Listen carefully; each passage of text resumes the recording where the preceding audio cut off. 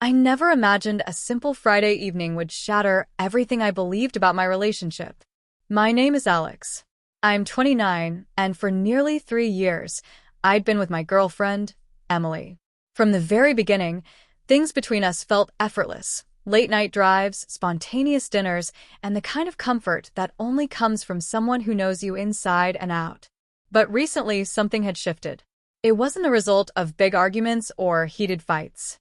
Instead, it was subtle.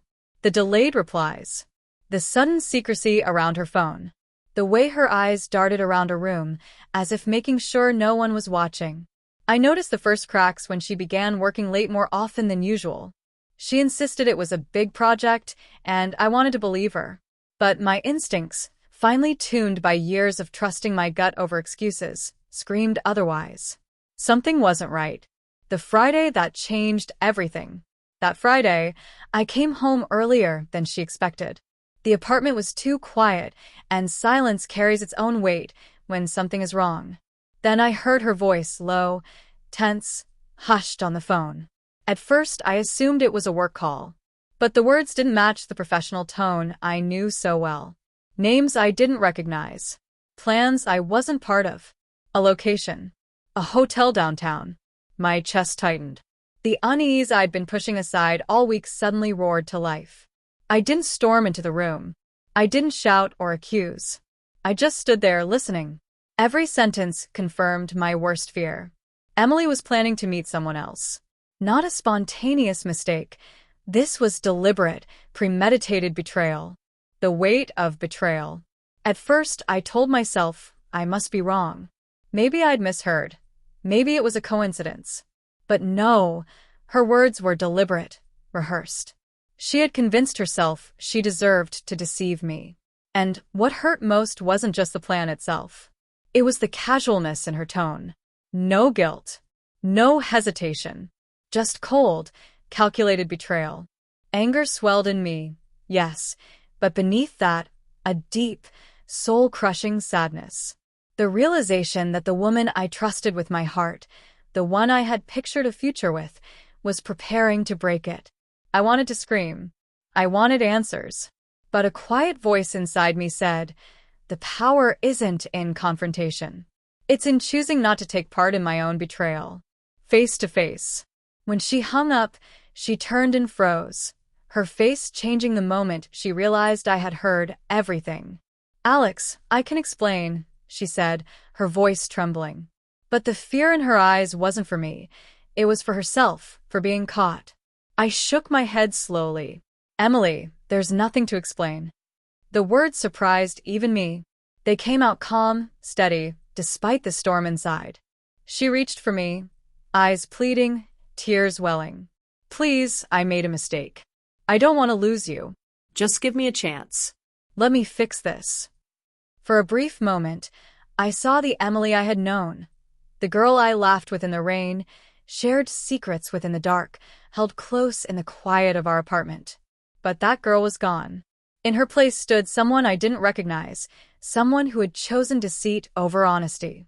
I took a deep breath. Emily, I trusted you. And trust isn't something you can ask back once you throw it away. This isn't just a mistake. This was a choice. And I can't be part of that. Her hands dropped, disbelief flooding her face. You're walking away? After everything, she whispered. Yes, I replied. Simply, firmly. No further justification needed. There was no shouting, no dramatic scene. Sometimes, the quietest decisions carry the most weight. Walking away.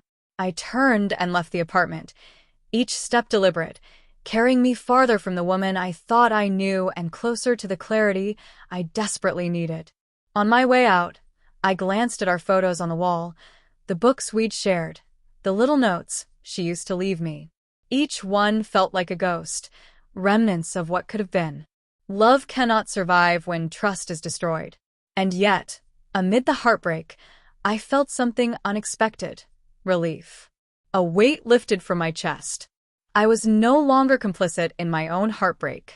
By the time I reached my car, I felt the first true sense of peace in weeks. I hadn't yelled. I hadn't begged. And I certainly hadn't pleaded for forgiveness. I had chosen myself. Aftermath. The days that followed were painfully quiet. Emily called, texted, even showed up at my workplace once. I didn't respond. Each attempt only confirmed what I already knew. Some bridges, once burned, cannot be rebuilt.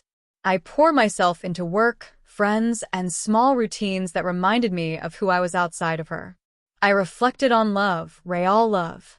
It isn't just laughter, hugs, or comfort. It's respect, honesty, integrity. Emily had crossed that line, not in a fleeting mistake, but with deliberate planning. That wasn't a lapse. That was a decision. And decisions have consequences. Friends and family reached out. Some asked if I regretted walking away, if I wished I had given her another chance. But deep down, I knew there was no fixing what she had broken so intentionally. I had given her my heart, and she chose betrayal. Running into her again.